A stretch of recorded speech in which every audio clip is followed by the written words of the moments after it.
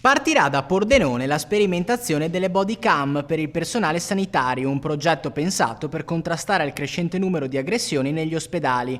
Il sistema prevede telecamere indossabili, attivabili in caso di emergenza per registrare gli episodi di violenza e fornire un deterrente contro comportamenti aggressivi. Le body cam, una volta accese, riprenderanno in tempo reale e saranno in grado di memorizzare anche gli ultimi 30 secondi precedenti all'attivazione, permettendo di ricostruire eventuali dinamiche critiche. I dati raccolti saranno accessibili solo al personale autorizzato e alle forze dell'ordine in caso di necessità. Un'iniziativa che arriva in un contesto allarmante. Nel Friuli Venezia Giulia solo nel 2024 si contano già 629 aggressioni negli ospedali della regione, con infermieri e operatori sociosanitari tra le categorie più colpite. Questo sicuramente è una posizione delle body cam utile, perché si può subito intervenire e subito anche individuare le persone, però non è, come dire, secondo noi, secondo la CGIL, non è la soluzione del problema delle aggressioni. Il problema delle aggressioni va affrontato in maniera organica,